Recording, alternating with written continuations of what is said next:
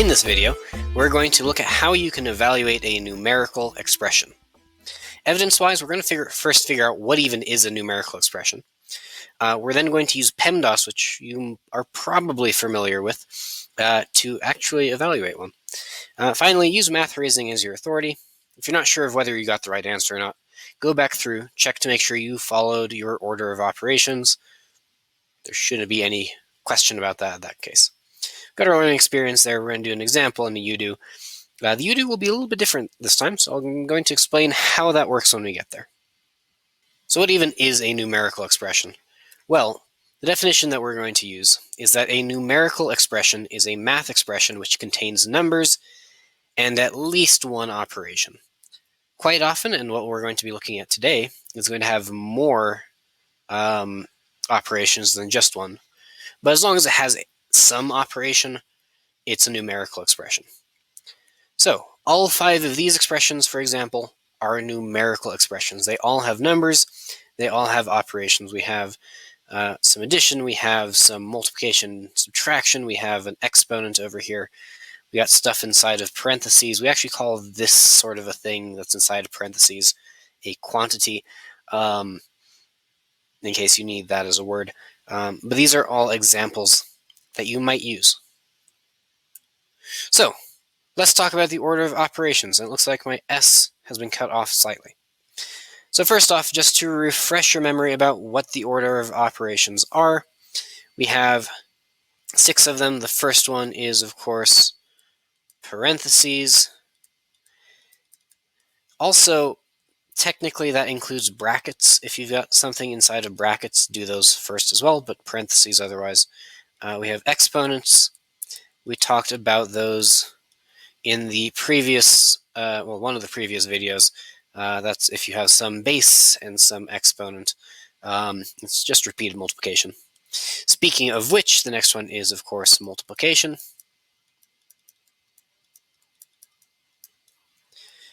Sometimes we do multiplication different ways. Here are some of the ways you might see multiplication. Sometimes we just use dot. Sometimes our parentheses actually show us multiplication. Sometimes we use an X and sometimes we use a star. D is, of course, division. That's either going to be a fraction or a division sign. With multiplication and division, it actually doesn't matter which order you do them in.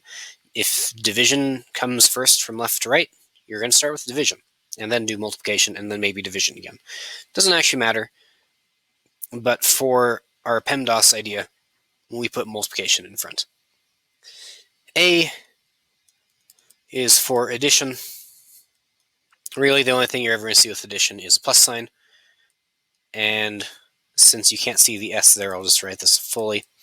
The S is, of course, subtraction, and really all that you're going to see with that is a subtraction sign.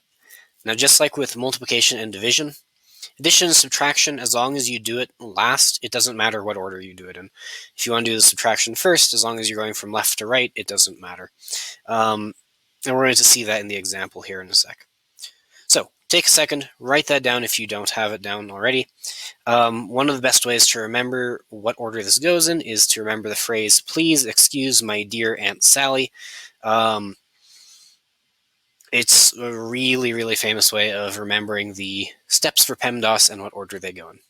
Again, the M and the D and the A and the S get a little bit weird because it doesn't really matter which one you do first as long as you do from left to right. But sometimes you have division before you do multiplication, sometimes you do subtraction before you do addition.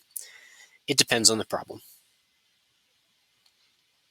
Speaking of problems, let's look at this one that we have here. We have 4 squared minus 0.25 times the quantity. That just means the things inside the parentheses or brackets. 1/2 plus 4 times the quantity, 5 minus 1. So this is kind of complex looking. This is also one of the examples we had on the previous slide. Let's go through it together, and please make sure that you're writing this down as we do it together, as that'll help you understand what's going on. So the first thing we need to do is we need to look at where we have parentheses. Well, we have some brackets here, and we have some parentheses in here. Since we've got these brackets, we're only going to look at this section that's in here first, And then we're basically going to do another set of PEMDAS, which means we again have to look at the parentheses. So the first thing that we actually need to do is what's inside these two parentheses. 5 minus 1 is easy enough. That's just going to be 4. And what I'm going to do is I'm going to rewrite the entire problem. And I would very much suggest doing this, especially when you're learning how to evaluate a numerical expression, simply because it gets kind of complicated and you don't want to miss a step. I would every time recommend writing out each step, and I'm actually going to do each step in a different color just to really highlight that. So we did our first step. We did some parentheses inside of our brackets. We still have to be working inside of this parentheses / brackety area. And next, we don't have any more parentheses other than this thing. We have no exponents inside there. We do have multiplication, which is right here. So this is just going to be 4 times 4, which is going to be 16. We're going to add these to 1/2. And again, we write out the entire thing again. We haven't even done anything with the stuff on the outside of our brackets yet, but that's okay. We're still living inside of bracket land, so we still have to do stuff in here.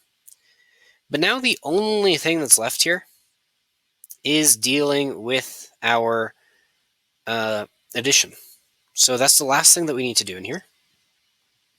And that's just going to give us 16 and a half.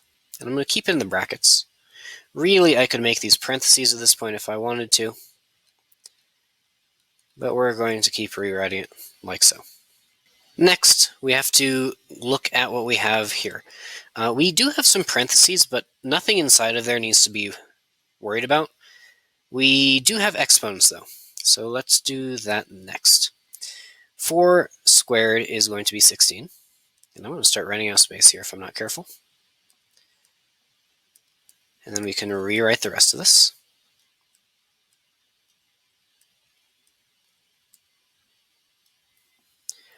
So you get 16 minus 0.25 times 16 and a half.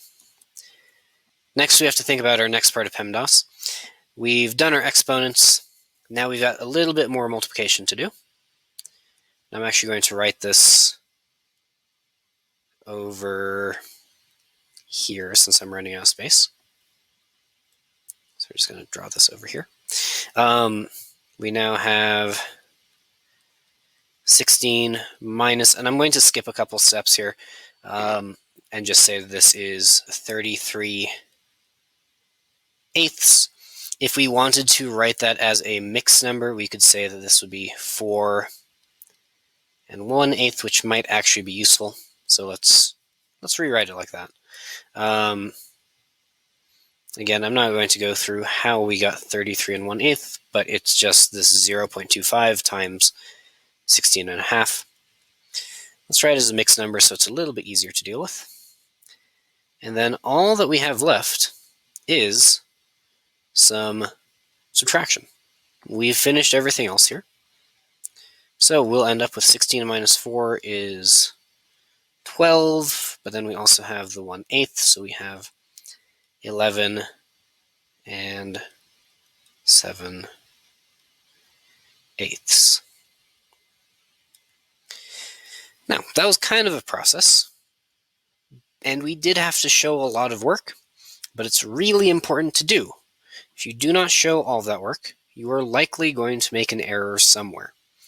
By showing each step, you're far more likely to get this correct on your first try. All right, so now that we've gone over an example of that, I would keep that handy in case you need it. But you're going to do a you do, and this time you get to choose. So we got 3 different levels of difficulty. The one that we just did is more of a level 3. So if that one made sense to you, go ahead, try level 3. If you need something that's going to be a little bit easier, try level 2. And if you need to work on something fairly basic with just some integers to begin with and start on, try level 1. You can do more than one level if you so choose as well, but you need to choose at least one of them ready Go. So things to remember, really the main thing to remember is to follow your order of operations.